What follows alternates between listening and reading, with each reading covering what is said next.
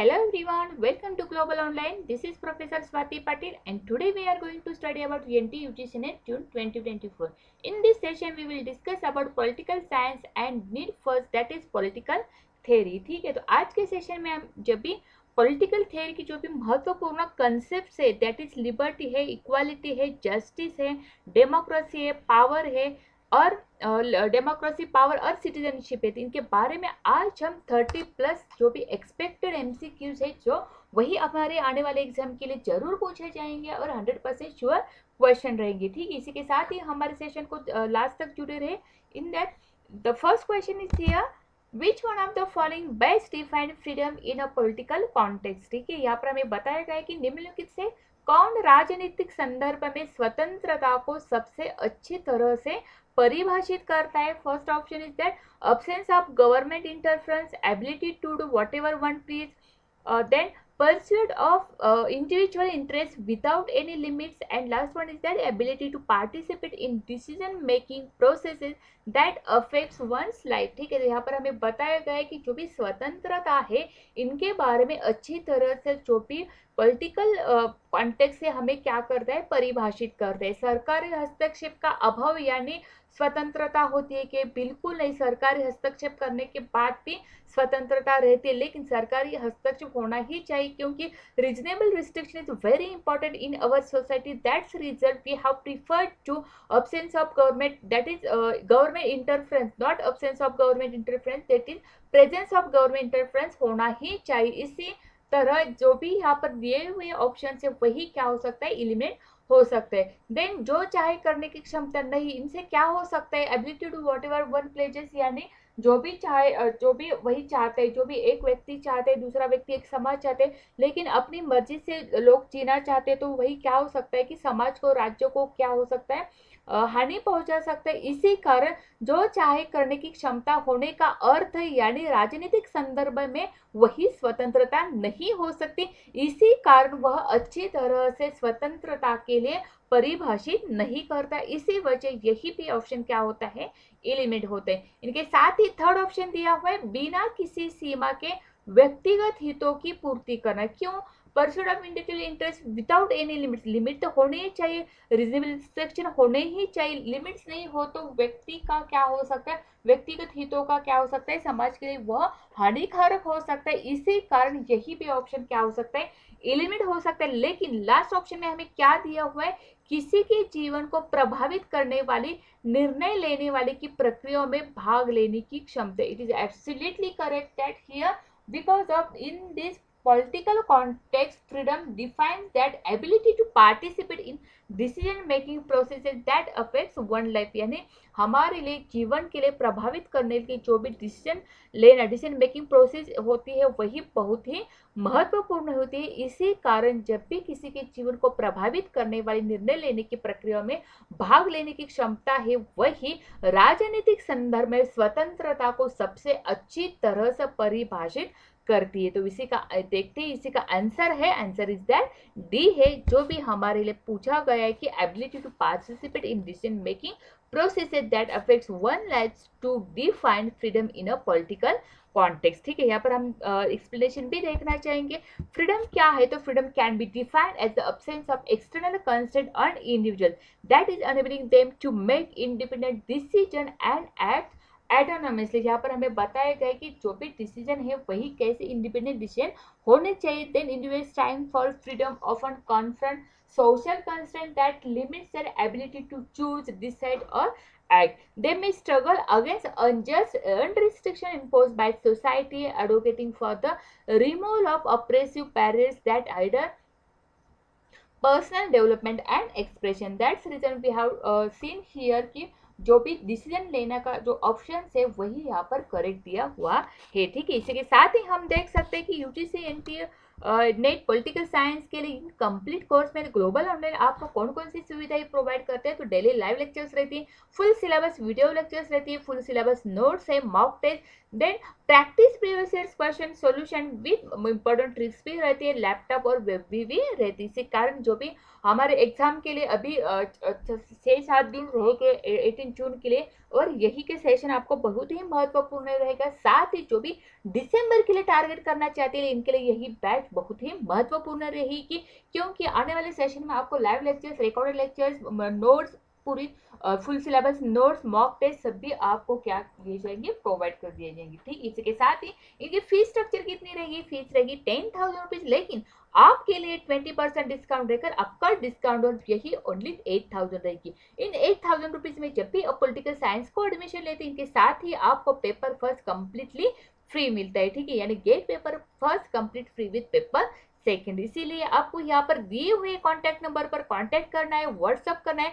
साथ ही global online app जो है आपको प्ले स्टोर में जाकर आपको ग्लोबल ऑनलाइन ऐप डाउनलोड करना है, और यहाँ पर जाकर आपको स्टोर में जाकर अलग अलग कोर्सेस आपको दिखाई देंगे। माई कोर्सेस में जाकर आप पॉलिटिकल साइंस टाइप करोगे, वहाँ पर आपको overview, content, live classes, live series और कंटेंट जो भी मॉक टेस्ट है, वीडियोस लेक्चर रिकॉर्डेड, वही आपको सब मिल सकते हैं। ठीक है, इसी के साथ ही आपको इस सेशन को लास्ट तक जुड़े रहना बहुत ही जरूरी है, और जो भी फर्स्ट अटेम्प्ट क्रैक करना चाहते हैं इनके लिए बहुत ही महत्वपूर्ण जो क्वेश्चन है 100% श्योर क्वेश्चन जो भी आज हम डिस्कस करने वाले। ठीक है, इसी के साथ ही next question is that who is often considered the father of modern political theory। ठीक है, तो आधुनिक राजनीतिक सिद्धांत का जनक किसे माना जाता है। जो भी हमें यहाँ पर पॉलिटिकल थ्योरी के बारे में बात कर रहे हैं, तो इसी कारण हम देख सकते हैं कि जो भी father of modern political theory किसे कहा जाता है। First option is that Karl Marx को कहा जाता है, प्लेटो को कहा जाता है, अरिस्टोटल को कहा जाता है,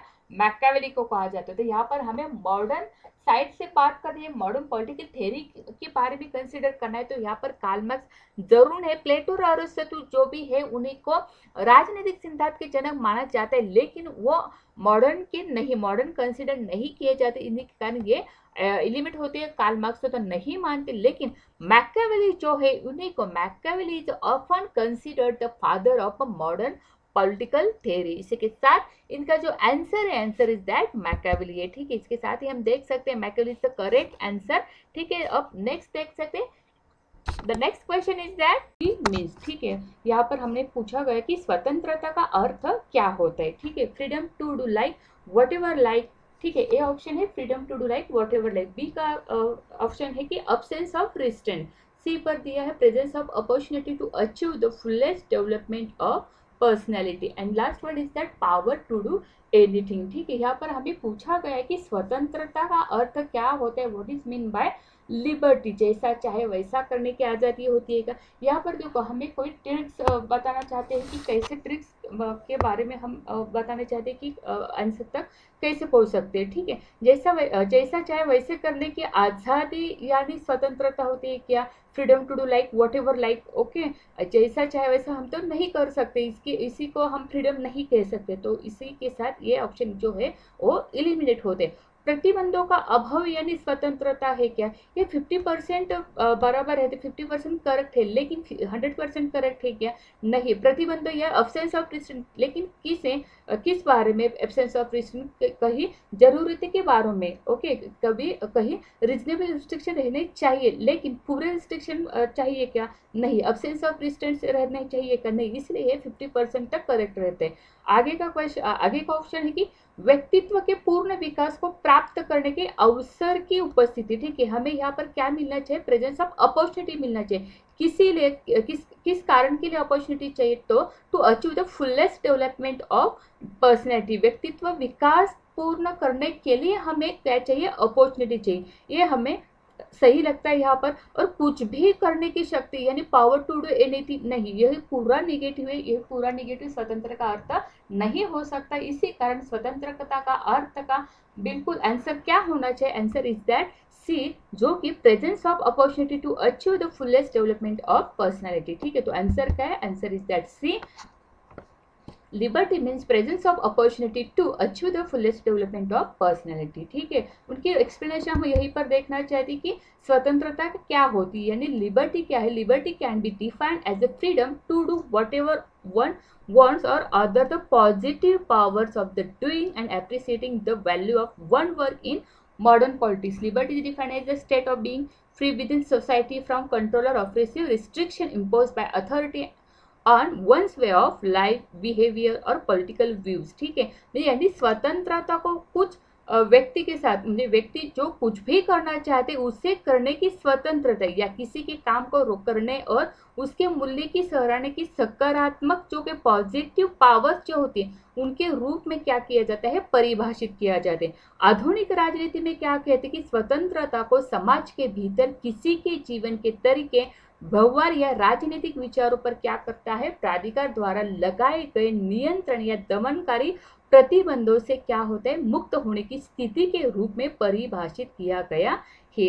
इतना ही यहाँ पर इम्पोर्टेंट है कि क्योंकि यह महत्वपूर्ण है कि आधुनिक राजनीतिक में स्वतंत्रता को समाज के भीतर किसी के जीवन तरीके, व्यवहार या राजनीतिक विचारों पर अधिक प्राधिकार द्वारा लगाए गए नियंत्रण यानी दमनकारी प्रतिबंधों से मुक्त होने की स्थिति के रूप में परिभाषित किया जाता है। ठीक है, स्वतंत्रता का प्रयोग क्षमता पर निर्भर है और दूसरे अधिकारों को से क्या होता है, बाधित है। इसी प्रकार स्वतंत्रता में किसी अन्य को उसकी स्वतंत्रता से वंचित किए बिना कानून के शासन के तहत जिम्मेदारी की स्वतंत्रता का क्या होता है, प्रयोग करना शामिल होते हैं। स्वतंत्रता की भी दो पहलू है, कौन कौन से है, liberty has to aspect, that is positive and negative liberty, वो भी हमने साथ ही साथ आगे के क्वेश्चन में देखने वाले। ठीक है, तो next question is that, question is second, ये प्रीवियस ईयर्स का क्वेश्चन है, यूजीसी नेट के लिए हमें प्रीवियस ईयर्स क्वेश्चन में आया था। ठीक है, match the list following, list first year, list second year और select the correct answer from course below. ठीक है, लिस्ट फर्स्ट क्या दी है, इसमें लिस्ट फर्स्ट में हमें फ्रीडम दी है, टॉलरेशन है, पॉजिटिव लिबर्टी है, निगेटिव लिबर्टी है। लिस्ट सेकंड में and essential precondition for harmony and social stability, second is property of will, minimal state and being of one's master. ठीक है, तो यहाँ पर हमें एक का आंसर मालूम हो तो पूरा आंसर हमको पता चलता है। ठीक है, इसलिए हमें जो मालूम है इसी को हमने पहले देखना चाहिए कि what is mean by positive liberty और निगेटिव लिबर्टी किससे कहते हैं। ठीक है, पॉजिटिव लिबर्टी हमें क्या बताना चाहती है, यहाँ पर जो हमने देख लिया, ठीक है, सकारात्मक स्वतंत्रता तो देख ले, तो हम पर देख सकते हैं कि स्वयं का स्वामी होना, पॉजिटिव लिबर्टी का बीइंग वंस ओन मास्टर, इसे बीइंग वंस ओन मास्टर हमें पॉजिटिव लिबर्टी को कहते हैं। यहाँ पर जो हमने सी लिया, तो ठीक है, सी को हमने 4 पर लग दिया, सी को हमने 4 पर, तो यहाँ पर ये आंसर हो सकता है। ठीक है, और आगे भी हम देखना चाहते हैं नकारात्मक स्वातंत्र यानी निगेटिव लिबर्टी क्या होते हैं। निगेटिव लिबर्टी यानी ऐसा होता है कि पूरा स्वयं का स्वाभिमान, स्वयं का स्वामी या बीइंग वंस ओन मास्टर नहीं होता। वहां पर क्या होता है कि स्टेट का मिनिमम स्टेट का और स्टेट का इंटरफेरेंस थोड़ा सा रहता है, स्टेट का इंटरफेरेंस रहता है, यानी शासन जो है, हमारा राज्य जो है वो क्या करता है कि व्यक्ति के जीवन में इंटरफेरेंस कर सकते, उसे हम निगेटिव लिबर्टी कहते हैं। ठीक है, निगेटिव लिबर्टी में क्या रहते हैं, मिनिमल स्टेट का रोल रहते हैं, इसलिए यहाँ पर डी हो सकता है। ठीक है, सहनशीलता क्या होता है और स्वतंत्र, टॉलरेंस एंड फ्रीडम क्या है, फ्रीडम किसके लिए है, फ्रीडम तो हमें वसीयत की संपत्ति, प्रॉपर्टी ऑफ विल को भी कहते हैं स्वतंत्रता। तो इसी कारण हम क्या किसके ऑप्शन पर आते हैं, हम बी के ऑप्शन पर आते हैं, इसलिए इसका सही जवाब क्या होना चाहिए, सही जवाब है बी। ऐसे यहाँ पर हम जो मेथड यूज करते हैं यानी यह ट्रिक्स है वो हमें क्या करनी चाहिए, प्रैक्टिस करनी चाहिए, यानी से हमें इस करेक्ट आंसर तक क्या कर सकते हैं, पहुंच सकते हैं। ठीक है, then negative liberty and positive liberty क्या होती है, तो focus areas of negative liberty and positive liberty are different, while positive liberty is concerned with the freedom of an individual within framework provided by the society. It tends to enable the development of that society.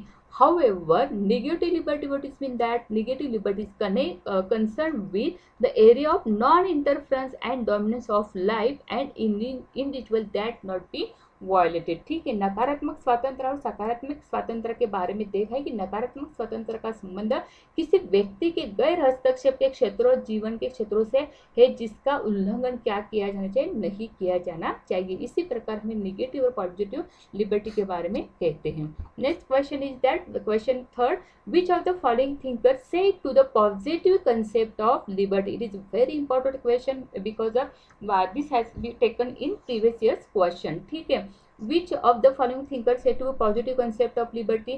ठीक है। स्वतंत्रता की जो कि सकारात्मक अवधारणा है वो किसने कहा है, ठीक है। ए में दिया कार्ल मार्क्स है, टीएच ग्रीन है, अरिस्टोटल है या डार्विन है, यानी कि पॉजिटिव कंसेप्ट ऑफ लिबर्टी कहा है। ये पूरा फैक्चुअल क्वेश्चन है। हमें मालूम होना चाहिए कि पॉजिटिव कंसेप्ट ऑफ लिबर्टी में कौन कौन से थिंकर्स आते हैं, नेगेटिव कंसेप्ट ऑफ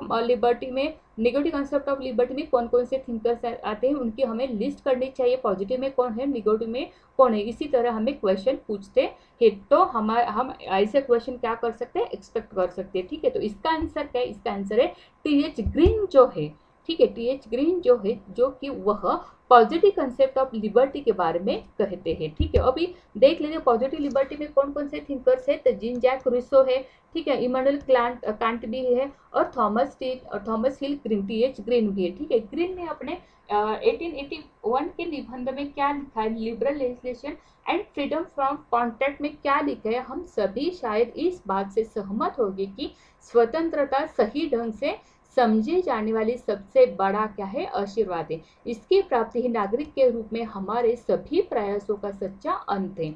लेकिन जब हम इसी तरह से आज़ादी की बात करते तो हमें ध्यान से सोचना चाहिए कि हमारा मतलब क्या है। हमारा तात्पर्य केवल स्वतंत्रता से ही नहीं है, हमारा मतलब है कि हमें जो पसंद है उसे किए बिना वह करने की कोई आज़ादी नहीं है, जिसका आनंद एक व्यक्ति या पुरुषों का समूह दूसरों की स्वतंत्रता को खोने की कीमत पर क्या कर सकता है, ले सकते हैं। जब हम स्वतंत्रता की बात करते हैं तो हमारा मतलब एक सकारात्मक शक्ति या पॉजिटिव पावर या कुछ करने या आनंद लेने की क्षमता है, वह भी जिसे हम दूसरों के साथ साझा करते या आनंद लेते हैं। सच्ची स्वतंत्रता का यह आदर्श यही है कि मानव समाज के सभी सदस्यों के समान अधिकार है खुद को सर्वश्रेष्ठ बनाने के लिए। यहाँ पर हमें पॉजिटिव लिबर्टी के बारे में टीएच ग्रीन ने बहुत महत्वपूर्ण बताया, इसलिए इसी का आंसर है टीएच ग्रीन, ठीक है। Next question is that question 4, who from among the following believe that negative liberty is superior to positive liberty, ठीक है। यही भी प्रीवियस ईयर क्वेश्चन में क्वेश्चन आया था। निम्नलिखित से कौन माना है कि नकारात्मक स्वतंत्रता सकारात्मक स्वतंत्रता से क्या है, श्रेष्ठ है, ठीक है। ए में दिया है जेएस मिल, बी में दिया है इसाया बर्लिन, सी में दिया है टीएच ग्रीन और फोर्थ में दिया है अर्नेस्ट बार्कर, ठीक है। नकारात्मक स्वतंत्रता सकारात्मक स्वतंत्रता से श्रेष्ठ है, यही हमने किसने बताई और किसने माने, believe that, who is the thinker, ठीक है। तो इसका आंसर है जेएस मिल है, उसी ने नकारात्मक स्वतंत्रता सकारात्मक स्वतंत्रता से श्रेष्ठ बताया है, ठीक है। तो इसका आंसर है जेएस मिल।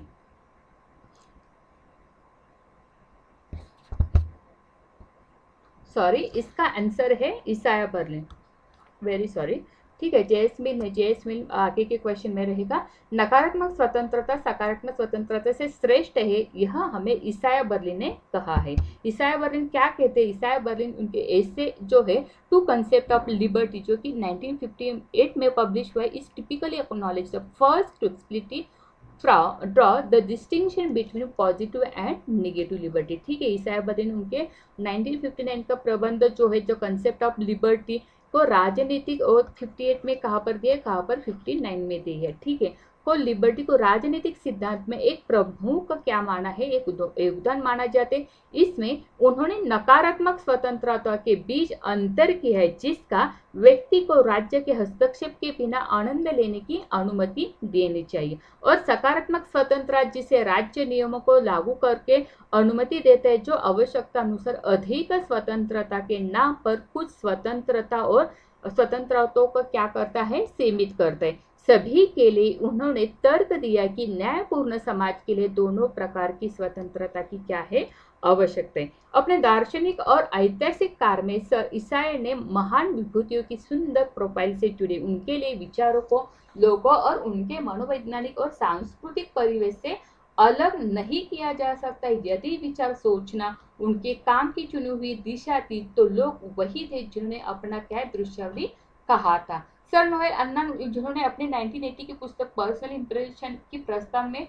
लिखी थी कि हमारे समय में इसाया बर्लिन से अधिक किसी ने भी ऐसे व्यक्तित्व के साथ विचारों का निवेश नहीं किया है, उन्हें एक मूर्त आकार दिया और उनमें जीवन फूंक दिया और वह सफल हुए हैं। ऐसा करने क्योंकि उनके लिए विचार महज अमृताय नहीं है, वे पुरुषों और महिलाओं के दिमाग में रहते, उन्हें प्रेरित करते, उनके जीवन को आकार देते, उनके कार्यों को प्रभावित करते और इतिहास की यह दिशा बदलते। तो ईसाया बर्लिन की टू कंसेप्ट ऑफ लिबर्टी में उन्होंने हमें जो पॉजिटिव लिबर्टी के और नेगेटिव लिबर्टी के बारे में जो कि डिस्टिंग्विश किया है, जो कि फर्क किया है, उन्हीं के बारे में यहाँ पर हमने नेगेटिव लिबर्टी उन्होंने यहाँ पर सर्वश्रेष्ठ बताई दी गई। ठीक है, नेक्स्ट क्वेश्चन इज दैट, आगे का क्वेश्चन यही है, question number 5, the idea of two concept of liberty was put forth by. ठीक है, यही question is important.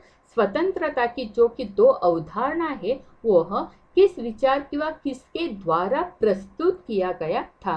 Question is that, C the idea of two concept of liberty was put forth by John Stuart Mill, Isaiah Berlin, Harold Laski या John Locke. ठीक है, तो इसका answer है Isaiah Berlin. Very sorry, यहाँ पर question का answer है Isaiah Berlin. The idea of two concept of liberty was put forth by Isaiah Berlin. अभी हमने देखा था कि यहाँ पर जो ईसाया बर्लिन ने क्या किया, टू कंसेप्ट ऑफ लिबर्टी में हमें the distinguish between positive and negative liberty के बारे में हमें यहाँ पर अंतर किया है, नकारात्मक स्वतंत्रता और जो सकारात्मक स्वतंत्रता के बीच में यहाँ पर उन्होंने फर्क करके हमें बताया। तो इसी कारण the idea of two concept of liberty was put forth by Isaiah Berlin. ठीक है, next question is that the negative theory of liberty was advocated by. ठीक है, स्वतंत्रता के नकारात्मक सिद्धांत की वकालत किसके द्वारा की गई है। अभी हम सकारात्मक से नकारात्मक तक आ गए हैं। नेगेटिव थ्योरी ऑफ लिबर्टी किसने, आपने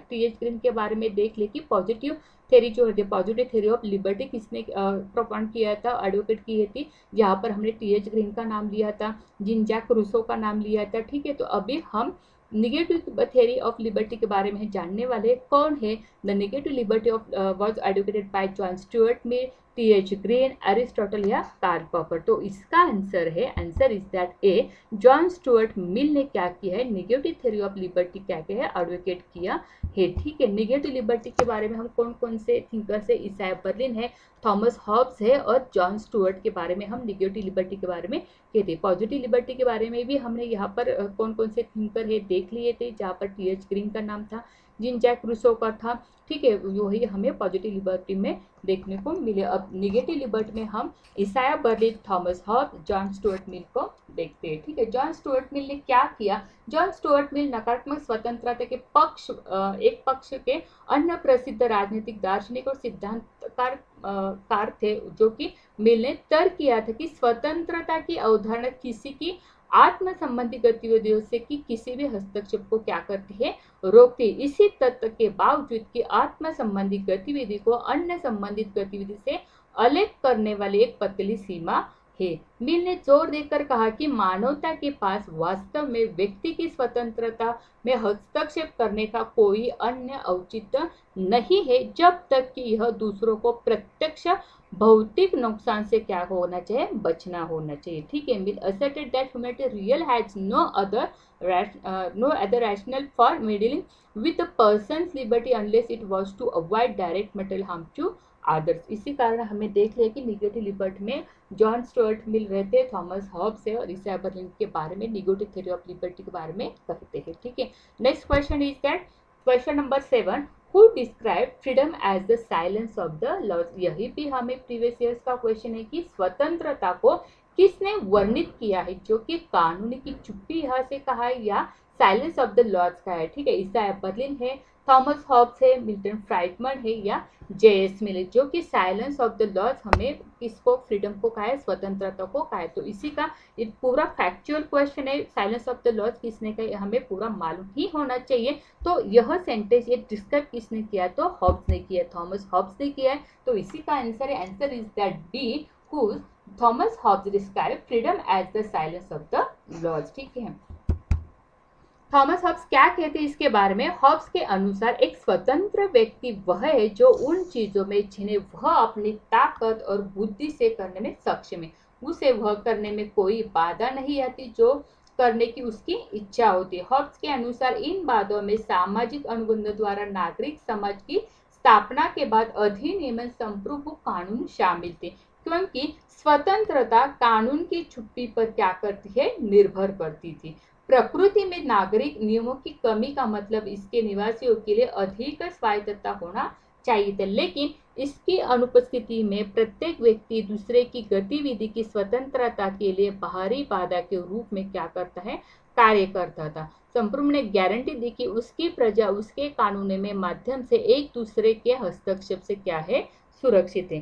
स्वतंत्रता की अवधारणा का वर्णन करते हुए हॉब्स ने स्वतंत्रता और क्षमता के बीच क्या किया, अंतर किया। लेकिन जब गति की बाधा वस्तु के संविधान में होती है तब तो हम यही नहीं कह सकते कि वह स्वतंत्रता चाहता है, लेकिन चलने की शक्ति, जैसे कोई पत्थर पड़ा हुआ हो या कोई मनुष्य बीमार के कारण बिस्तर में चिपक गया हो। मनुष्य के उदाहरण में पंखों के अभाव के कारण उड़ने में असमर्थ होना क्षमता की कमी का सीधा उदाहरण है, न कि आजाद होने का। ठीक है, लेकिन जब कोई व्यक्ति कुछ ऐसा खरीदने में असमर्थ होता है जिस पर कोई कानूनी क्या हो सकता है, प्रतिबंध नहीं है। रोटी का एक टुकड़ा, दुनिया भर की यात्रा तो एक सामाजिक सिद्धांत दिया जाता है, लेकिन जिसमें गरीबी और उन अन्य लोगों द्वारा ऐसी व्यवस्था करने का परिणाम है जिसके कुछ लोगों के पास वित्तीय क्या हो सकती है, कमी हो सकती है। इसका मतलब यह होता है कि जबकि दूसरों के पास बहुत कुछ है, यह मामला है जहां गरीब आदमी को रोटी खरीदने में असमर्थता के बजाय रोटी खरीदने की असमर्थ के रूप में क्या किया जाता है, परिभाषित किया जाना चाहिए। तो यहाँ पर हमें हॉब्स के बारे में कहते हुए कहना है कि कानून की चुप्पी पर ज्यादा से उन्होंने क्या किया है, निर्भरता रखी है। नागरिक समाज के स्थापन के बाद अधिनियम जो कि कानून शामिल है, जहाँ पर स्वतंत्रता क्या है कि कानून की चैलेंज ऑफ द लॉ पर क्या करती है, निर्भर रहती है। ठीक है, नेक्स्ट क्वेश्चन इज दैट, ये भी क्वेश्चन हमारे प्रीवियस ईयर्स में आया था कि match the list first and second, give the correct answer from the codes below. Equality के बारे में यहाँ पर यह क्वेश्चन है, इक्वालिटी और related ideas, which of them equal यानी क्या, अनफॉर्मलिटी या फॉर्मल इक्वालिटी और इक्वालिटी आउटकम्स क्या होते हैं। समानता, समान यानी क्या होता है, इक्वल इसे कहते हैं। अनफॉर्मलिटी क्या रहता है, और यहाँ पर reduction of the special privilege, most vital from equality, regimentation and social engineering. ठीक है, रिजिमिनेशन, आइडेंटिकल फिजिकल कैरेक्टरिस्टिक यहाँ पर हमें देखने मिलते हैं। तो यहाँ पर औपचारिक फॉर्मल इक्वलिटी के बारे में हम क्या कह सकते हैं, फॉर्मल इक्वलिटी की समानता का सबसे महत्वपूर्ण रूप होता है क्या, परिणामों की समानता होती है। तो इसका आंसर है, answer is that D. Equal के बारे में हम जब कहते हैं तो समान शारीरिक विशेषता, आइडेंटिकल फिजिकल कैरेक्टर्स कहते हैं, तो वहां पर हमें एक ऑप्शन मिल सकता है। ठीक है, एकरूपता यूनिफॉर्मिलिटी के लिए हम क्या कह सकते हैं, समानता का सबसे बड़ा महत्वपूर्ण रूप है या रिजिमिनेशन ऑफ सामाजिक या सोशल इंजीनियरिंग उसे कहते हैं। तो यहाँ पर हमें क्या मिलना चाहिए, बी से हमें मिलना चाहिए। ठीक है, तो बी को हम क्या देख सकते हैं, रिजिमिनेशन को देख सकते हैं, तो यहाँ पर बी आता है।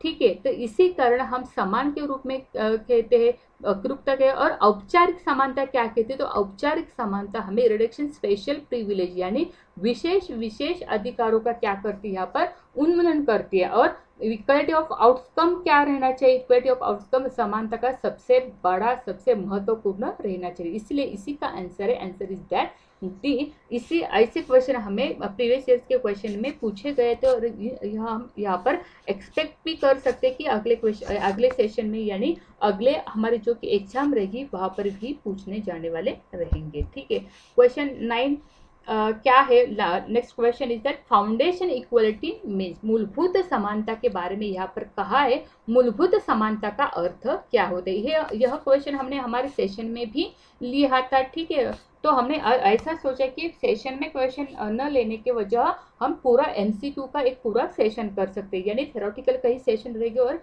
एमसीक्यू का भी सेशन रहेगा, या कि आप हमने जो कि पढ़ा है उसी के कारण हमें क्या कर सकते हैं कि हमें क्वेश्चन आगे आ गए तो हम यहाँ पर क्या कर सकते हैं, ज़्यादा से ज़्यादा प्रैक्टिस कर सकते हैं। ठीक है, तो यहाँ पर हमें 9th क्वेश्चन पूछा गया कि फाउंडेशनल इक्वलिटी क्या होती है, मूलभूत समानता का अर्थ क्या होता है। तो first option is that being born equal and of equal moral worth, one person and one vote, ठीक है, foundational equality, one person one vote, having same chances to rise and fall in society, equal opportunity to develop unequal skills and abilities, विकास का समान अवसर और असमान कौशल और योग्यता। मूलभूत समानता के बारे में जो हम कहते हैं एक व्यक्ति और एक वोट के बारे में है क्या, मूलभूत हमारा बेसिक हमें फंडामेंटल पता है, तो इसका ये होता है। ऊपर उठने का समान मौका होना, समाज में गिरावट ये भी नहीं हो सकता। समान और समान रूप से पैदा होना, नैतिक मूल्य और विकास का समान अवसर, असमान कौशल्य, अनइक्वल स्किल्स है क्या, नहीं। तो इसका आंसर है ए, जो कि समान और यानी being born equal and equal moral of worth, ठीक है। फाउंडेशन इक्वालिटी का बेसिक मीनिंग क्या होता है, being born equal and equal moral worth, ठीक है। समानता का उदारवादी दृष्टिकोण मौलिक और औपचारिक समानता में दृढ़ विश्वास पर आधारित है। उदारवादियों का मानना है कि लोग जन्म से समान होते, इसी अर्थ में उनका नैतिक मूल्य समान है। मौलिक समानता औपचारिक समानता में विश्वास संदर्भित करती है यह विचार कि व्यक्तियों को समाज में समान औपचारिक स्थिति का आनंद लेना चाहिए। विशेष रूप से अधिकारों हकदारों के वितरण के संदर्भ में औपचारिक समानता के सबसे महत्वपूर्ण रूप कानूनी और राजनीतिक समानता, जिनकी गारंटी कानून के सक्षम समानता और चुनाव के समय एक व्यक्ति एक वोट प्रणाली द्वारा की जाती है। इसके अतिरिक्त उदारवादी अवसर की समानता में क्या करते हैं, विश्वास करते हैं यही विचार कि समाज में हर किसी को आगे बढ़ने या गिरने का समान अवसर मिलना चाहिए। इसी प्रकार जीवन का खेल समान स्तर पर खेला जाना चाहिए। तो इसी के लिए हम बीइंग एज ह्यूमन बीइंग के बारे में समानता का उदारवादी दृष्टिकोण मौलिक और उपचारित के रूप पर क्या करते हैं, गाढ़ा विश्वास रखते हैं, ठीक है। In this session last question is that political equality is the best guaranteed in earth, ठीक है। राजनीतिक समानता की सर्वोत्तम गारंटी किस में है, ठीक है। प्लूटोक्रेटिक राज्य में है, फैसिस्ट स्टेट में है, टोटलिटेरियन स्टेट में है या डेमोक्रेटिक स्टेट में, ठीक है। राजनीतिक समानता किस में हमें गारंटेड देते हैं, तो डेमोक्रेटिक स्टेट में यह गारंटेड देते हैं। वह कैसे, तो राजनीतिक समानता लोकतंत्र मूल सिद्धांतों में से एक है जो कि सभी नागरिकों की क्या है, प्राथमिकता और हितों का समान विचार। यह एक व्यक्ति के एक वोट, कानून के समक्ष समानता, अभिव्यक्ति की समानता, अधिकारों को सिद्धांतों में क्या करती है, व्यक्त किया गया। नागरिकों के बीच समान राजनीतिक गतिविधियों के माध्यम से भी नागरिकों को पसंद और जरूरतों पर समान रूप से विचार किया जाता है। न केवल नागरिकों की महत्वपूर्ण श्रेणियों के बीच समान मतदान, बल्कि गतिविधियों के अन्य रूप में भी समानता लाने का कार्य हमें लोकतांत्रिक जो राज्य है उसी में हमें राजनीतिक समानता की सर्वोत्तम गारंटी मिल सकती है, ठीक है। Rawls refers to his theory as, okay. Rawls अपने सिद्धांत को इस प्रकार को संदर्भित करते, कौन से प्रकार को संदर्भित करते, तो first option is that justice as equality, justice as fairness, justice as liberty और नन ऑफ द अबव, ठीक है। कि रॉल्स अपने सिद्धांत को किस प्रकार संदर्भित करते, समानता के रूप में संदर्भित करते हैं क्या, न्याय को किस प्रकार संदर्भित करते, जस्टिस के बारे में रॉल्स क्या संदर्भित करते, ऐसा हमें पूछा गया है, ठीक है। निष्पक्षता के रूप में न्याय देते हैं या स्वतंत्रता के रूप में न्याय देते हैं या इनमें से कोई भी नहीं, तो इनका आंसर है निष्पक्षता के रूप में न्याय जस्टिस की जो कि कंसेप्ट है उसके बारे में रॉल्स रेफर करते हैं, इसलिए इसका करेक्ट आंसर है, answer is that B, justice as fairness, ठीक है। न्याय का सिद्धांत क्या कहता है, न्याय का सिद्धांत 1970 में अमेरिकी नैतिक और राजनीतिक दार्शनिक जॉन रॉल द्वारा क्या किया गया था, प्रकाशित किया गया था, ठीक है। इसने समाज में वितरणात्मक डिस्ट्रीब्यूटिव जस्टिस की समस्या को हल करने का भी प्रयास किया था। रॉल्स एक न्याय संगत संस्था के गठन और सामाजिक कार्यों और नीतियों के औचित्य पर पारंपरिक दार्शनिक तर्कों के विरोधी थे। उपयुक्तवादी तर्क यह मानता है कि समाज को सबसे बड़ी संख्या के लिए अधिकतम भलाई का क्या करना चाहिए, प्रयास करना चाहिए। एक ऐसा तर्क जो अल्पसंख्यकों पर बहुसंख्यकों के अत्याचार के विचार के क्या होता है, अनुरूप है। उपयुक्तवादी तर्कों का विरोध करते हुए रॉल्स ने सामाजिक अनुबंधन के दृष्टिकोण के आधार पर सामाजिक न्याय का एक निष्पक्ष संस्करण, यहाँ पर फेयरनेस देख रहे हैं, यहाँ पर जो हमारा आंसर है वही है कि एक निष्पक्ष संस्करण स्थापित करने का क्या किया, प्रयास किया। सामाजिक अनुबंध दृष्टिकोण मानता है कि समाज के भीतर मौजूद भी सभी लोगों के साथ समझौते के रूप में है। यह दृष्टिकोण 18वीं शताब्दी के दार्शनिक और बौद्धिक आंदोलन से उत्पन्न हुआ, जैसे ज्ञानोदय का नॉलेज युग उसे भी कहा जाता है। आंदोलन क्या मानता है कि किसी समाज के सदस्यों ने सामाजिक अधिकारों के रख रखाव और अपने शेष अधिकारों की सुरक्षा के बदले में अपनी कुछ स्वतंत्रताओं को त्यागने और शासक के अधिकार सौंपने पर सहमति व्यक्त की है। रॉल्स न्याय के विचार को निष्पक्षता के रूप में देखते हैं, ठीक है, फेयरनेस के रूप में यहाँ पर देखते हैं, और वह सामाजिक न्याय को सामाजिक संस्थाओं की पहली विशेषता के रूप में भी पहचानते हैं। तो इसका आंसर जो है, जो रहा है, जस्टिस एज अ फेयरनेस यानी निष्पक्षता के रूप में रॉल्स जो है अपने सिद्धांत को क्या करते हैं, संदर्भित करते हैं। ठीक है, next question is that the purpose of the veil of ignorance is to, ठीक है, अज्ञानता के पर्दे का उद्देश्य क्या है, यहाँ पर पूछा गया। Prevent contractors from adopting principles of justice that unfairly advantages themselves. Make the decision of the which principles of justice to adopt simpler and easier. Ensure that the principle of justice selected are not too complicated for ordinary people to follow.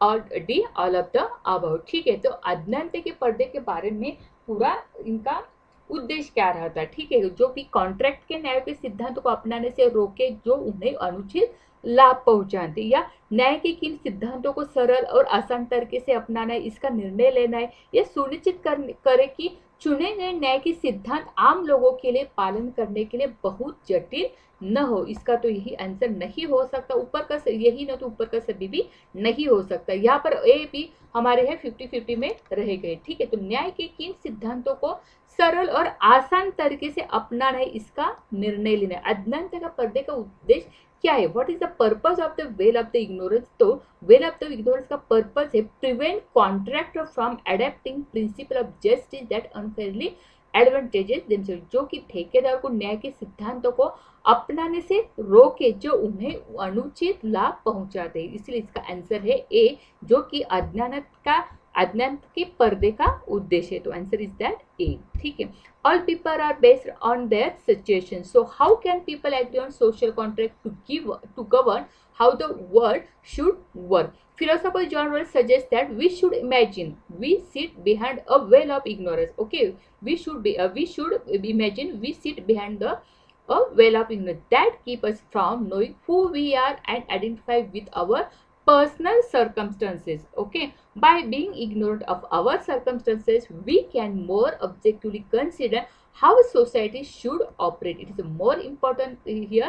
We can more objectively consider how society should operate when we are identified with the personal concepts by being ignorant of circumstances, and we should imagine we sit behind a veil of ignorance. There are two primary principles supplement Rawls' veil of ignorance, that is the liberty principles and the difference principle. It is very important. There are two principles supplements Rawls' veil ignorance, which of the liberty principles and difference principle. According to the liberty principle, the social contract should try to ensure that everyone enjoys the maximum liberty possible without intruding upon the freedom of others. Okay, the social contract should try to ensure everyone enjoys the maximum liberty. जो कि maximum liberty है वो सब क्या कर सकते हैं, इनका आनंद ले सकते हैं, लेकिन कब तक, जो कि अदर फ्रीडम ऑफ अदर, जो कि दूसरों का आनंद में कोई भी व्यत्यय न लाने के बाद वही जो आनंद है वह पूरा एंजॉय कर सकते हैं, enjoy the maximum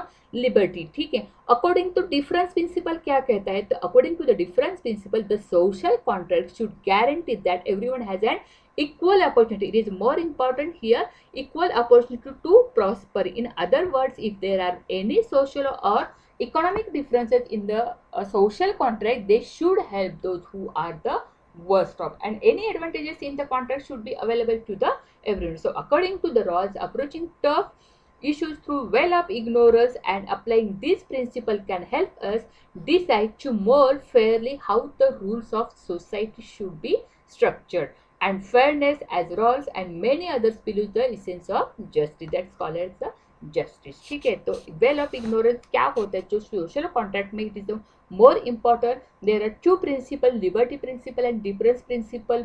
liberty principles में हमें क्या करना है, जो भी आप एंजॉय कर सकते हैं, जो भी आपको लिबर्टी एंजॉय करना है, लेकिन दूसरों के बारे में, दूसरे में कोई भी व्यत्यय न लाने के बारे में वही एंजॉयमेंट आपकी रहनी चाहिए. ठीक है, और डिफरेंस प्रिंसिपल में opportunity is very important in the justice. ठीक है, तो next question is that, third question is that what is the Rawls original position. It is a more important, it is a core point of Rawls justice.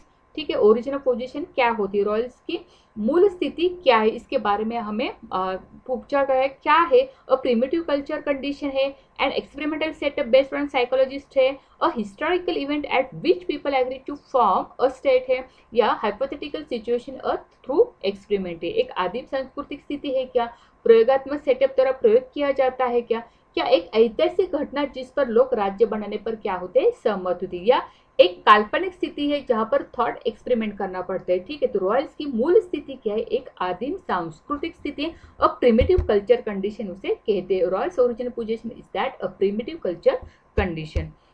तो मूल स्थिति क्या कहती है, तो रॉयल्स ने न्याय सिद्धांत के विकसित करते समय मूल स्थिति को एक कृत्रिम उपक्रम के रूप में क्या किया था, पेश किया था. डिवाइस ने काल्पनिक स्थिति में बना जहां जनसंख्या के सदस्य संसाधनों के वितरण पर एक संविदात्मक समझौते पर आ सकते थे, बिना एक पक्ष दूसरे की तुलना में अधिक लाभान्वित होते देखा जा सकते.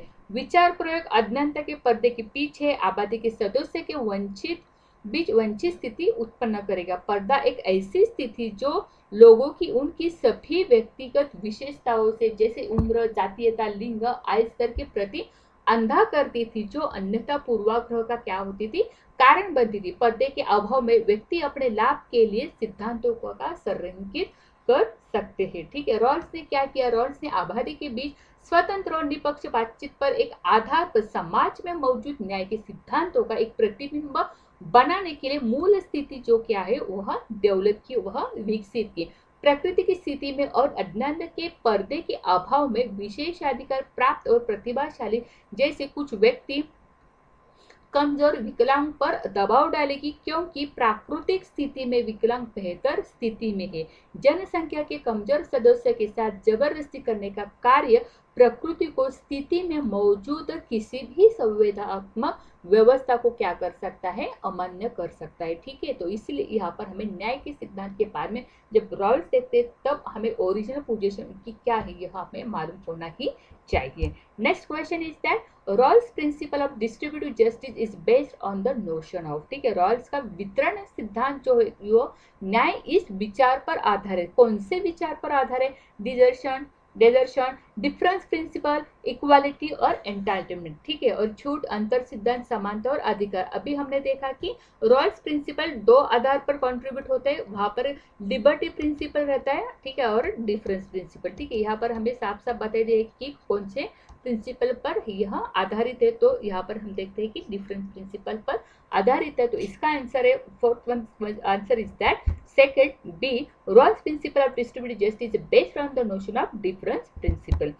ठीक है, then now here discuss Rawls modify and develops the principle of justice throughout his book. In chapter 46 Rawls makes a final clarification the two principles of justice. ठीक है, each person is to have the equal rights, the most extensive total system of equal basis of liberty compatible with the similar system of liberty for all. अभी भी हमने देखा था कि liberty for all which similar system compatibility with the similar system of liberty for all. And second is that social and economic inequality are to be arranged so that they are both that have equal opportunity to for all.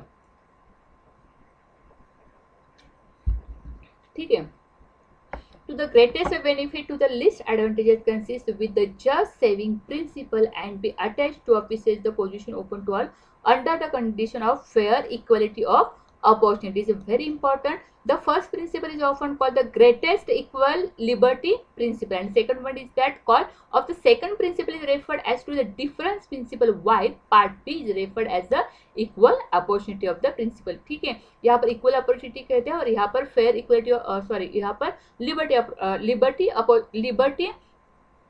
Principal कहते हैं. ठीक है, Rawls order the principle of justice electrically as follow. 1 to the greatest equal liberty principle takes priority, followed by the equal opportunity principle, and finally the difference principle. The first one is that principle must be satisfied before 2b and must be satisfied before 2a. As Rawls states, a principle does not come into the play until those previous to be are either fully met or not to apply. ठीक है, therefore the equal basic liberty protected, the first principle cannot be traded or sacrificed for greater social advantages. ठीक है, or greater economic advantages granted by 2A or granted by 2B. That's when is that Rawls modified and developed the principle of justice throughout his book, and there is the clarification on the two principles of justice. There one is that first one liberty and second one is that difference principle. ठीक है, now next question is that fifth question is that Marx है, Marx concept of justice यहाँ पर हमें पूछा गया. What is the Marx concept of justice demand, न्याय की मांग की मार्क्स की अवधारणा क्या है. State as regulated justice, abolition of class structure, making of just laws, placing means of production under the state control. ठीक है, मार्क्स के बारे में हमें पूरी जानकारी है तो हमें बताना चाहिए कि राज्य विनिमय न्याय, स्टेट इरेगुलेटेड जस्टिस है. ठीक है, क्या abolition of class structure, abolition of class structure में उन्होंने क्या किया, न्याय के बारे में कहा है मार्क्स ने. तो बी आंसर जहां पर होगा वही हमारा आंसर होगा. यहाँ पर है, यहाँ पर. ठीक है, हम 50-50 में आते, यहाँ पर बी है, सॉरी यहाँ पर जो भी है यहाँ पर हम रहेंगे. और ए केवल स्टेट रेगुलेटरी जस्टिस करते हैं क्या, नहीं करता, इसलिए ए जो है तो वो आंसर नहीं है, इसीलिए इसका आंसर है डी, जो कि बी और डी में हमें पता चले. प्रीवियस ईयर्स का क्वेश्चन है जो कि कंसेप्ट के बारे में, जस्टिस के कंसेप्ट के बारे में, मार्क्स के बारे में हमें पूछा गया था.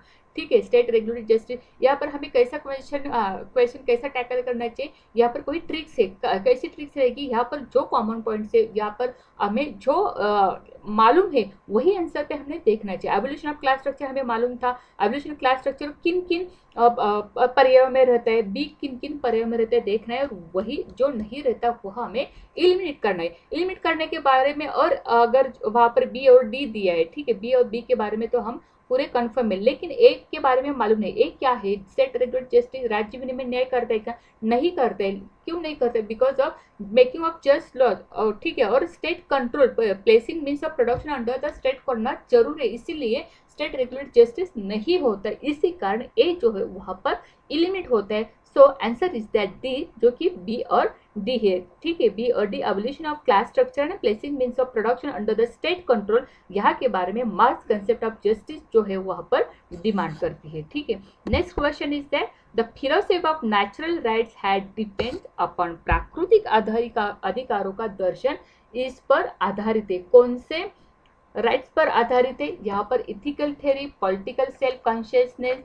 ठीक है, लिबर्टी और राइट के, यहाँ पर हमें लिबर्टी जो कि जस्टिस और राइट के बारे में हमें देख रहे थे. जस्टिस के बारे में हमने कई क्वेश्चन देख लिए, अभी राइट के बारे में हम आगे के क्वेश्चन देखने वाले हैं. ठीक है, तो यहाँ पर हमने क्या पूछा है कि the philosophy of natural rights had depends upon ethical theory, political self consciousness, authority rationalism या रिवॉल्यूशनरी ईरा. प्राकृतिक अधिकारों का दर्शन इस आधारित होता है, तो किसके आधारित होता है, तो यहाँ आंसर है, आंसर इज दैट ए, जो इथिकल थ्योरी के आधार पर प्राकृतिक अधिकारों का क्या होता है, दर्शन आधारित होता है, या natural rights that depends on the ethical theories. ठीक है, प्राकृतिक अधिकार है जो किसी कानून या रीति रिवाज पर क्या करती है, निर्भर नहीं होती, विशेष संस्कृति या सरकार, और इसीलिए वह सार्वभौमिक और क्या है, अपरिहार्य वे नहीं हो सकते. ठीक है, मानवीय कानून द्वारा निरस्त किया गया है कि हालांकि कोई उनके द्वारा प्रवर्तन हो सकता है, कार्रवाई जैसी किसी की भी कार्य करके क्या हो सकता है, अधिकारों का उल्लंघन हो सकता है. इसलिए जो कि प्राकृतिक अधिकार जो है वहां पर हमें वह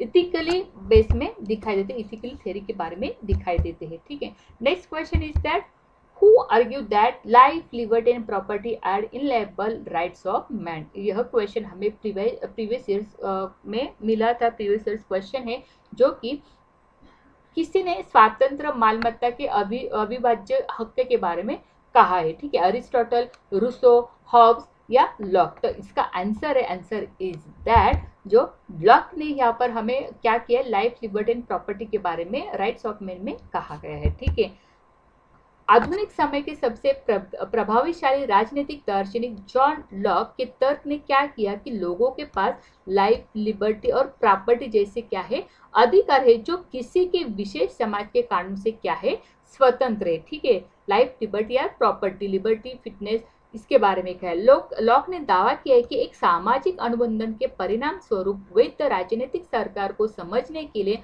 औचित्य के हिस्से के रूप में लोग स्वाभाविक रूप से क्या है, स्वतंत्र और क्या है, समान है। जहां प्राकृतिक स्थिति में लोग अपने जीवन स्वतंत्रता को क्या करते हैं, बेहतर ढंग से क्या करते हैं, सुनिश्चित करने के लिए अपने कुछ अधिकारों को क्या करते हैं, सशर्त रूप से सरकार को हस्तांतरित करते। It is very important here, क्या करते हैं, जो भी लोग हैं, जो हमें स्वतंत्र और समान है, जहाँ प्राकृतिक स्थिति में, नेचुरल स्थिति में वह लोग अपने जीवन स्वतंत्रता को बेहतर ढंग से अधिक सुनिश्चित करने के लिए अपने पास जो कुछ अधिकार है वह सशक्त रूप से वह क्या करते हैं, सरकार को, गवर्नमेंट को क्या करते हैं, ट्रांसफर करते हैं और संपत्ति का आरामदायक आनंद लेते हैं। चूंकि सरकारें लोगों की अधिकारों की रक्षा करने और जनता की भलाई को बढ़ावा देने के लिए लोगों की सहमति से अस्तित्व में रहते हैं। जो सरकारें ऐसा करने में विफल रहती है उनका विरोध किया जा सकता है और उनकी जगह नई सरकारें बनाया जा सकती है। ठीक है, तो इस बारे में हमें प्रकृति के बारे में, लाइफ, लिबर्टी, प्रॉपर्टी के बारे में हमने जॉन लॉक ने क्या किया है, बताया है। ठीक है, next question is that right के बारे में यहाँ पर हमें पूछा है क्वेश्चन, यही भी क्वेश्चन हमारे प्रीवियस ईयर क्वेश्चन के बुक लिस्ट में है। The universal declaration of human rights was adopted on which date. ठीक है, द मानवीय हक का सार्वत्रिक घोषणा कब अडॉप्ट की? ठीक है, December 1, 1948, December 10, 1948, December 11, 1948 या December 31, 1940। यह पूरा फैक्चुअल क्वेश्चन है, यह हमें मालूम ही होना चाहिए कि universal declaration of human right की डेट क्या है। तो इसका आंसर है अभी 10 दिसंबर 1948 में universal declaration of human rights क्या हुआ था, एडॉप्ट किया गया था। ठीक है, मानवाधिकारों को अंतरराष्ट्रीय और राष्ट्रीय कानून और संधियों द्वारा संरक्षित और बरकरार रखा जाता है। यूएचडीआर क्या है, मौलिक नागरिक, राजनीतिक, अधिक सामाजिक और सांस्कृतिक अधिकारों का वर्णन करने वाला पहला अंतरराष्ट्रीय दस्तावेज था जिसका सभी मनुष्य ने क्या किया, आनंद लेना चाहिए। 10 दिसंबर 1948 को संयुक्त राष्ट्र महासभा ने बिना किसी के विरोध के घोषणा को मंजूरी दी थी। यहाँ पर मानवाधिकार संधियों के तहत सरकार की मानवाधिकार को प्रोटेक्शन को और बढ़ावा देने के लिए प्राथमिक जिम्मेदारी। हालांकि मानव अधिकारों को सुनिश्चित करने के लिए सरकार पूरी तरह क्या है, जिम्मेदार नहीं है, लेकिन यूएचएनडीआर क्या कहते हैं, यूडीएचआर क्या कहती है, तो प्रत्येक व्यक्ति और समाज का हर हिस्सा शिक्षा, प्रशिक्षण के माध्यम से इन अधिकारों को और स्वतंत्रता के सम्मान करने का प्रयास करेगा और राष्ट्रीय और अंतर्राष्ट्रीय प्रगतिशील उपायों द्वारा उनकी सार्वभौमिक और प्रभावी मान्यता और पालन के लिए क्या करेगा, प्रयास करेगा। एक सैद्धांतिक समीक्षा में कई सिद्धांतकारों ने मानवाधिकारों पर अपने विचार भी व्यक्त किए। एम किम ने क्या कहा है, मानवाधिकार क्या है, मानव जीवन की सुरक्षा और मानव गरिमा की वृद्धि के लिए क्या करता है, आवश्यक दावे और मांगे करते हैं और इसी प्रकार पूर्ण सामाजिक और राजनीतिक क्या करता है, आनंद लेना चाहिए। आनंद लेना चाहिए, वह प्रतिबंधित नहीं करना चाहिए। सुभाष सी कश्यप के अनुसार क्या है, मानवाधिकार मौलिक अधिकार है जहां पर जिनका दुनिया के किसी भी हिस्से में प्रत्येक इंसान को क्या कहता है, मानव जन्म के आधार पर हकदार होना चाहिए। मिलने ने क्या कहा है, मानवाधिकार प्रत्येक मनुष्य द्वारा दूसरे मनुष्य के प्रति दिया गया क्या है, ऋण है और एक सार्वभौमिक नैतिक दायित्व का प्रतिनिधित्व करता है। निकेल के अनुसार मानवाधिकार के मापदंड है जो निश्चित उच्च प्राथमिकता वाले सार्वभौमिक और किसी विशेष देश की रीति रिवाजों या कानूनी प्रणाली में मान्यता या प्रवर्तन से स्वतंत्र रूप से क्या करता है, विद्यमान और मान्य रहता है। यहाँ पर हमें डिक्लेरेशन ऑफ जो ह्यूमन राइट्स है वहां पर 10 दिसंबर 1948 को माना जाता है। ठीक है, next question is that what What does the UN Charter says about human rights? Very important question. मानव अधिकार के बारे में संयुक्त राष्ट्र चार्टर क्या कहता है? ठीक है. First one is that it affirms the faith in fundamental human rights, in the dignity and the worth of the human person, in the equal rights of men and women and of nations large and small. Second is that it makes no explicit reference but mentions that peace and security are linked with individual rights. Third one is that the UN Charter said that human rights are universal and that all members must respect them fully or action will be taken by the Security Council.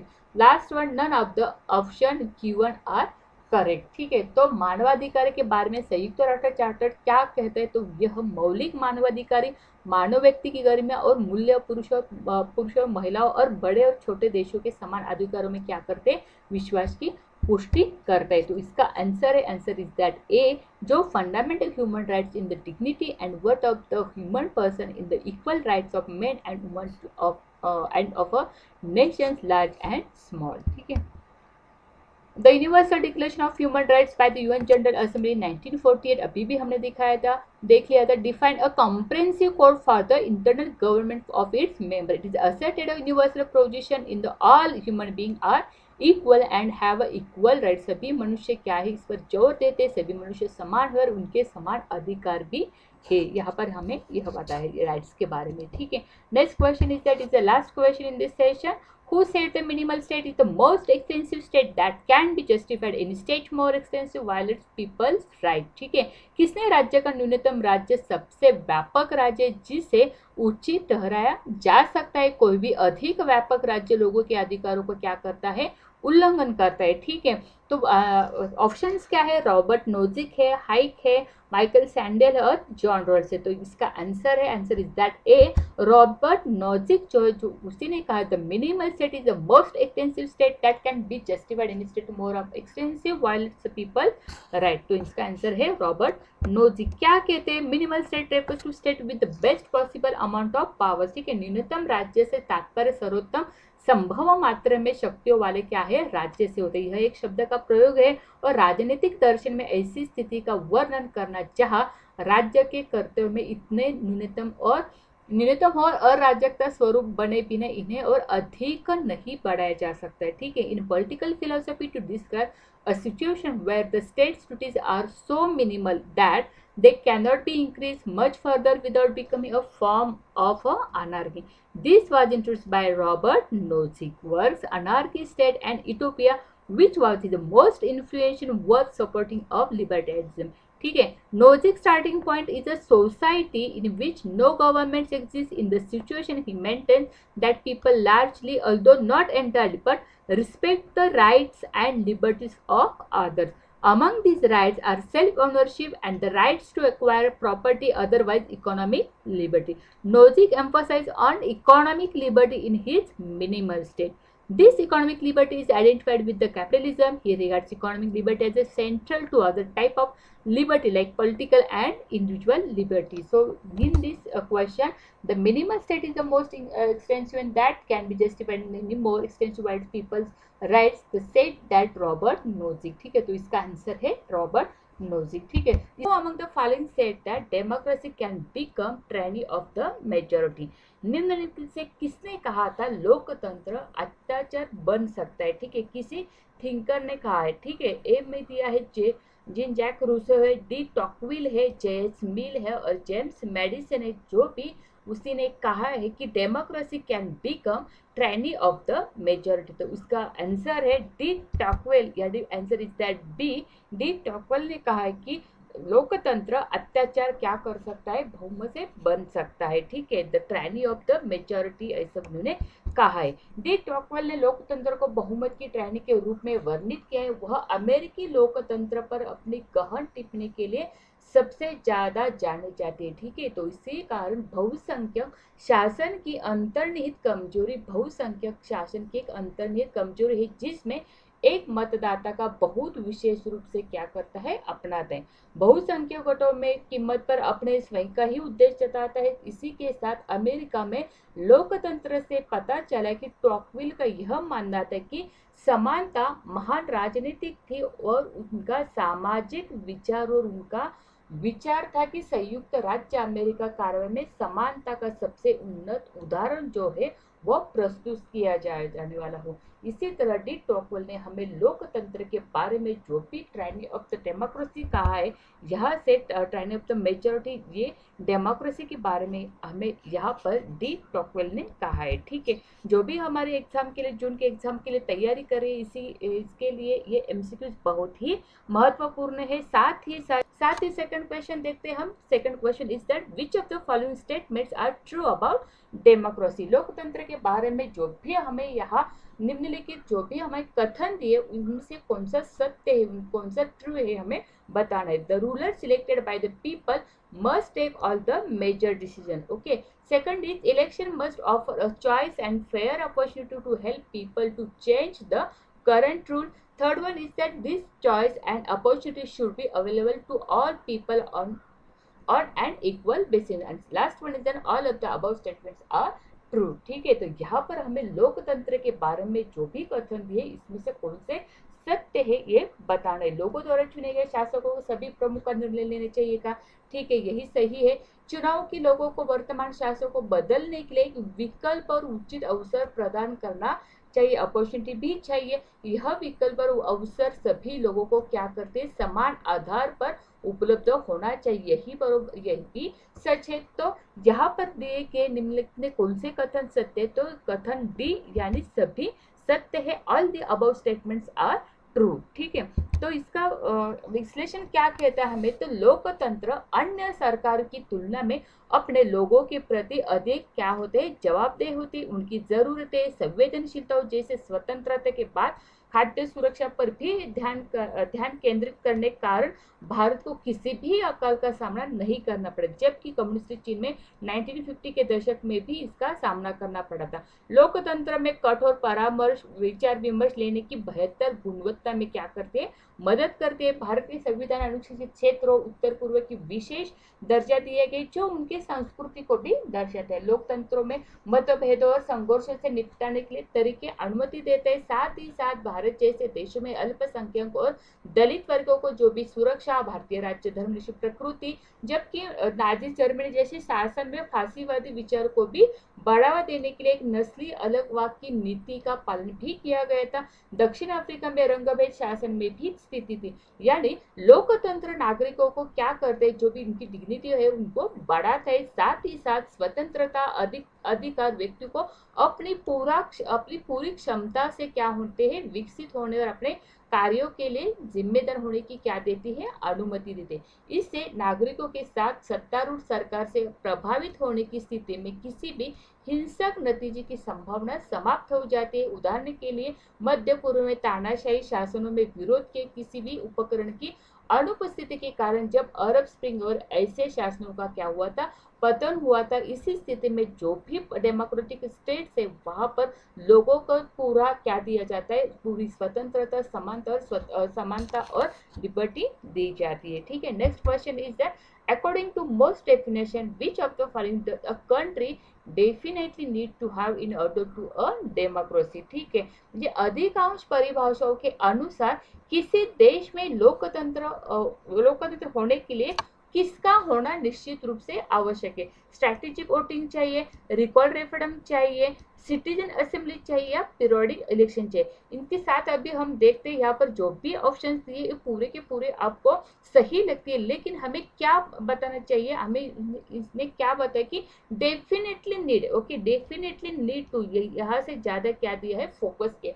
So definitely need किसकी है, तो definitely need strategic voting तो है ही, रणनीतिक voting चाहिए, जनमत संग्रह भी होना चाहिए, नागरिक सभा ही होना चाहिए, लेकिन इससे ज्यादा क्या होना चाहिए, तो पीरियोडिक इलेक्शन होना ज्यादा जरूरी है। इसीलिए इसका आंसर होगा, answer is that D, periodic election जो भी following that a country definitely need to have in order to be a democracy। ठीक है, now here we have learned a feature of a democracy। Democracy is a type of government in which people elects the rule, okay, people elects the rule। Every citizen of a democratic country has a role in the final decision making process of the government। That is mean that people is very important in our society, in our government। All citizens have the right to information, education and voting। Some undeniable features of democracy as follow, which of the periodic election है, rule of law it is important, everyone is equal before law, ठीक है, the democratic voting system with active citizen participation, it is a very important, active citizen participation,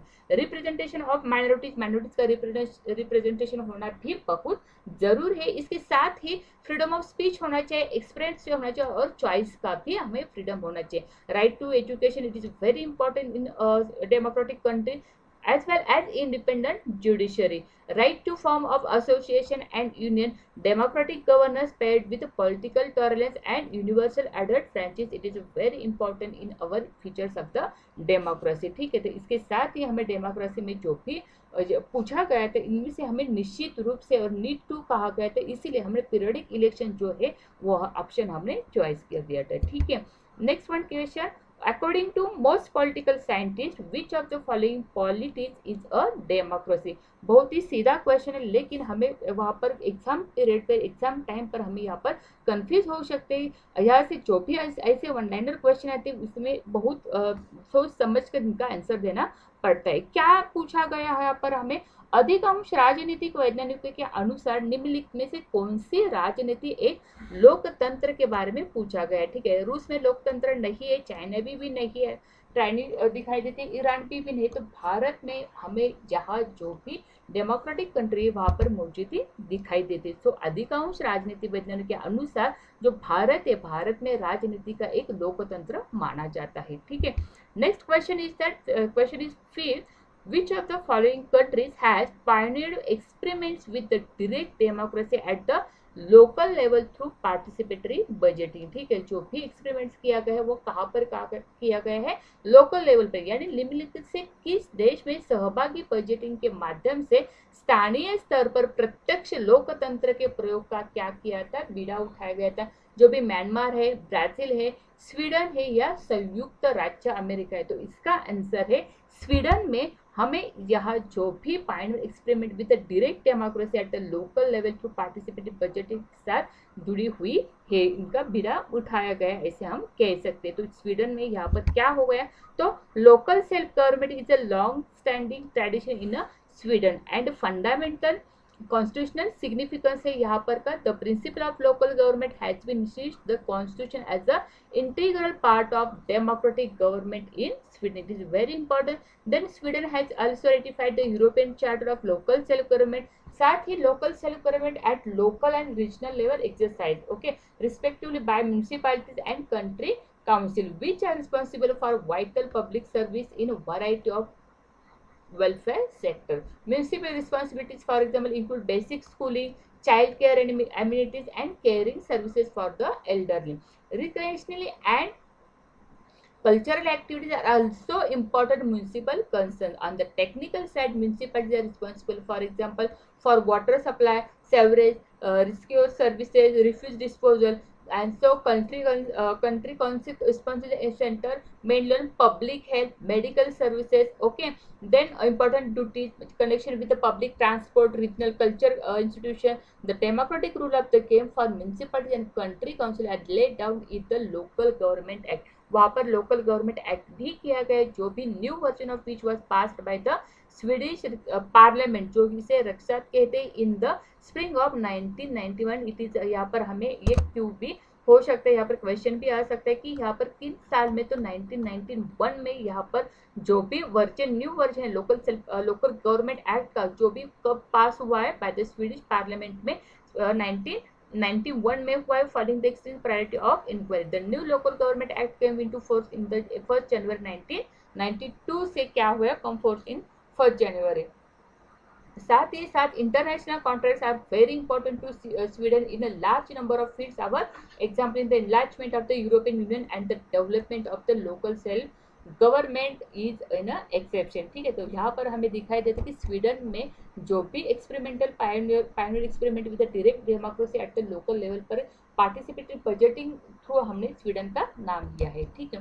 next question is that question number 6, who have found 3-dimensional conception of power particularly attractive, ठीक है। अभी हमें democracy की कई question देखिए, अभी हम power के क्वेश्चन देख रहे हैं कि पावर किन किन बातों में यह बातचीत कर रही है, पावर के बारे में कौन कौन से क्वेश्चन है, प्रीवियस ईयर्स क्वेश्चन में कौन कौन से टाइप्स के क्वेश्चन हमें पूछे गए। Who have found the three-dimensional conception of power particularly attractive, fascist, conservatism and Marxist postmodernism या liberal, जिन्होंने थ्री आयामी पाया के विशेष रूप से शक्ति की अवधारणा किसने की है? फैसिज्म ने किया है, रूढ़िवादी ने किया है, मार्क्सवादी और उत्तर आधुनिकवाद ने किया है कि उदारवादी ने किया? तो इसका सही आंसर है जो भी मार्क्सवादी और उत्तर आधुनिकतावादी जो है उन्होंने क्या किया है, थ्री आयामी जो भी विशेष रूप से शक्ति की अवधारणा यानी पावर की अवधारणा की गई है। ठीक है, नेक्स्ट क्वेश्चन इसी तरह ही है, who among the following has offered a three dimensional conception of now. हमें अभी मालूम यही होना चाहिए कि किसने ऑफर की है, निम्न से किसने शक्ति की त्रिआयामी जो अवधारणा है वो किसने प्रस्तुत की है। जो भी प्रस्तुत किए जाने वाले जो भी थिंकर है वह हमें कंसेप्चुअली मालूम ही होना चाहिए, पूरी फैक्ट्स उनकी मालूम ही होना चाहिए। First one is that, option is that Brian Barry, Peter वेचमर और S Baratz, C Gaventa and Steven Lukes. तो स्टीवन लुकास जो है उन्होंने three dimensional conception of power जो भी है वह ऑफर की है। तो इसका आंसर है, answer is that B, which is offered a three-dimensional concept of power is the Steven Lucas. ठीक है, power is a term that has seen much discourses and debates. The meaning of the word has been discussed, had developed by many people for varying walks of life, academics, philosophers, politicians, and many others. It is a term whose understanding is crucial to how we as humans view and live in our social world, as it is a concept that governs our everyday living a several ways, some of the which we are not even aware of. ठीक है, तो political and social theorist Steven Lucas, it is very important name of the define of power in terms of what he calls dimension. These dimensions or phases of powers are approaches that can be used to study power relation. Lucas look at the theory of power in the three dimensions, which of them he calls conceptual analysis. He looks at conceptual analysis. Looks puts across in implicit propositions that the level of effectiveness of power in a given institution can be analyzed using these criteria. Lucas' three dimension of power can thus be used to study of corporate power and assume growing concern and discourse space in the contemporary world. Stephen Lucas developed a framework that identified three dimensions of power, which of the first two dimensions consider power as it pertains to conflicting interests between parties, and next one is that the third dimension explore how those with power can avoid clashes of interest by shaping other wants and desires. This is the Stephen Lucas developed framework identify the dimension of the power. ठीक है, next question is that which one of the following pair is a not correctly matched. ठीक है, यहाँ पर question क्या पूछा गया हमें, नॉट करेक्टली मैच। जरूर क्वेश्चन जो पूछा गया हो वह क्वेश्चन जो है वो पूरी तरह से समझना जरूर है, क्योंकि हमें क्या पूछा है यह जब तक हमें मालूम नहीं होता तब तक हमें सही आंसर तक नहीं पहुंचते। इसलिए निम्नलिखित से कौन सा जोड़ा सही ढंग से मेल नहीं खाते या नॉट करेक्टली मैच, ऐसा हमें पूछा गया। Michel Foucault power as a capillary, Karl Marx power as a means of exploitation, ये तो सही है। Second, Hannah Arendt power as a collective work के बारे में भी अन्ना अरेंट ने कहा है, एक्सप्लॉयटेशन के बारे में कार्ल मार्क्स ने कहा है, ये तो सही दिखाई देते हैं। फुकॉल्ट और पावर एज कैपिलर और Steven Lukes power as a means of repression, repression के बारे में स्टीवन लुकास ने कौन सी भी बातचीत यहाँ पर नहीं की है, तो इसका आंसर हो सकता है डी, जो कि स्टीवन लुकास साधन के रूप में शक्ति का दमन होना ऐसा नहीं कहा है उसने। जो भी थ्री डायमेंशन के बारे में पावर के बारे में कहा है वही पॉजिटिव कहा है, यानी स्टीवन लुकास ने power as a means of repression कहा नहीं है। तो किसने कहा ये हमें आगे का क्वेश्चन में मालूम होगा। तो इसका जो भी गलत आंसर है, जो भी मैच नहीं होता, नॉट करेक्टली मैच है, जो है स्टीवन लुकास। ठीक है, next question is that which one of the following thinkers stress the productive dimension of power. यहाँ पर है प्रोडक्टिव डायमेंशन ऑफ पावर, जो भी निम्न से किस विचारक ने शक्ति के उत्पादक आयाम पर क्या दिया है, बल दिया है। ठीक है, तो यहाँ पर फुकॉल्ट है, मिल है, मार्क्स है और लासवेल है। ठीक है, निम्नलिखित में से किसने विचारक ने शक्ति के उत्पादक आयाम पर बल दिया है, तो यहाँ पर हमें मालूम होना चाहिए कि जो कि शक्ति के उत्पादक आयाम पर बल देते हैं, stress the productive dimension of power. अभी भी हमें स्टेट के बारे में जो सेंट लुकास होगा यही हमें बातचीत करनी थी, पर नहीं, तो इनका आंसर क्या होना चाहिए? तो आंसर है ए, फुकल्ट। फुकल्ट क्या कहते हैं इनके बारे में? Another scholar Michael Foucault road extension and power. Some people view his perspective as the fourth dimension, which Dr. Lucas, who conceptualized the first three dimensions, disastered with this. That is why this section is a title contentious fourth dimension. Foucault's work is influential, however, and people categorize it as a fourth power of dimension. This textbook therefore introduces it hereby. The first three dimension view power as a repressive, यहाँ पर repressive के बारे में जो कहा है वहाँ हमें माइकल फुकल्ट ने कहा है, they explore how the interest of one party may prevail over another, either to conflict, suppressing conflict और शेपिंग प्रेफरेंसेस. फुकल्ट जो भी conversely view power as a productive, ठीक है, फुकल्ट क्या करते हैं? View the power as a productive. Through power civilization creates the one of the more critical things societies create one are individuals or Foucault called subjects. Society creates subjects by introducing people, okay, into roles and beliefs, transferring cultural knowledge to them and monitoring people's behavior and enforcing norms. Through this process we create doctors, teachers, mothers, fathers and every other subjects that play a part in a society. Foucault also argued that power was active in micro practice or the daily activities of life. When you exchange money for coffee, you reinforce the power structure through which our society creates an economy. When you study to do well and exam, you reinforce the power structure through which our society transfer knowledge. Society is a rich wave of power relation. Our daily action serve to create and recreate these web. The first three dimension views of power is called as the repressive. This is the Foucault views on the power. Next question is that last one is that 10th question, in which type of democracy the people are considered as an end and the state as a means. किस प्रकार के लोकतंत्र में जनता को साध्य और राज्य को साधन माना जाता है? ठीक है, डेमोक्रेसी और पावर के बारे में पूछना चाहते हैं कि in which type of democracy the people are considered an end and set of the means. यही हमने जो भी कंसेप्ट थेरोटिकल पॉलिटिकल ट्रेडिशन की जो भी हमारे सेशन रहा था उसमें हमने यह पढ़ाया था. तो इनके ऑप्शन है लिबरल, प्लूरलिस्ट, इलिस्ट और सोशलिस्ट. ठीक है, तो यहाँ पर हमें पूछना है कि किस प्रकार के लोकतंत्र में जनता को साध्य और राज्य को साधन माना जाता है. तो जहाँ पर लिबरल जो है, लिबरल उदारवादी जो है, उदारवादी लोकतंत्र का जो भी प्रकार है, इसी प्रकार में जनता को साध्य माना जाता है और राज्य को साधन माना जाता है. यानी पीपल है, लोग जो उन्हीं को क्या देता है, प्रायोरिटी दी जाती है, उन्हीं को साधन माना जाता है, उन्हीं को एंड माना जाता है. लेकिन स्टेट क्या है? स्टेट उनका मीन्स है. इसी तरह इनका आंसर है उदारवादी जो भी लोकतंत्र में जनता को साध्य मानते हैं. इन क्या होता है लिबरल डेमोक्रेसी में? तो liberal democracy can be understood as and political system which is defined by the democratic political participation and individual right. It's very important. Liberal democracy can be understood as a political system defined by the democratic participation is a very important. individual rights भी होना जरूरी है. साथ ही साथ democracy में power of the state भी कैसी होना चाहिए? लिमिटेड होनी चाहिए. Impartial justice system which develops law. जो भी लॉज के बारे में होगी वहाँ पर जो भी लॉज के बारे में होगी वहाँ पर डेवलप लॉज की तरह limited by impartial justice system भी होनी चाहिए इन लिबरल डेमोक्रेसी में. साथ ही साथ liberal democracies are important as they look to individuals right. It is a very important individual rights and create institution which are accountable for their actions. ठीक है, the main principle of liberalism includes individualism, economic freedom, ये भी सही है, और tolerance. The main principle of liberalism क्या है? Individualism.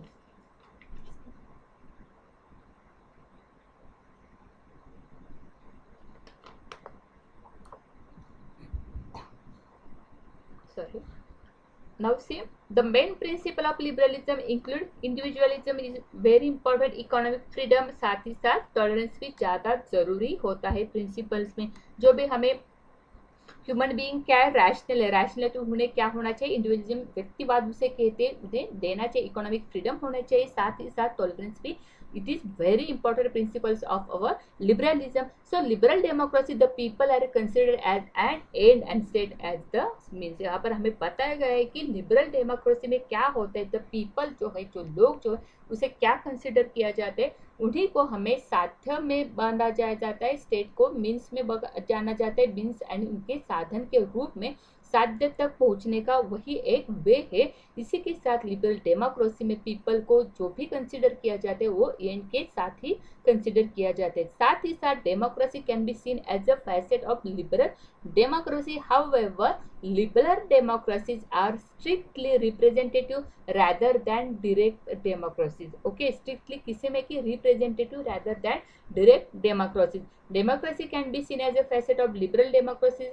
Liberal democracies are strictly representative rather than direct democracy. इसके साथ ही हमें इस पर हमें जो भी डेमोक्रेसी के बारे में क्वेश्चन पूछे जाएंगे और पावर के बारे में क्वेश्चन पूछे जाएंगे, इसी के साथ हमें ये ऐसे ट्रिक्स पर, मेथड पर जुड़े रहने चाहिए। इसके साथ ही आज का यही हमारा सेशन यहाँ पर समाप्त होता है। धन्यवाद, थैंक यू।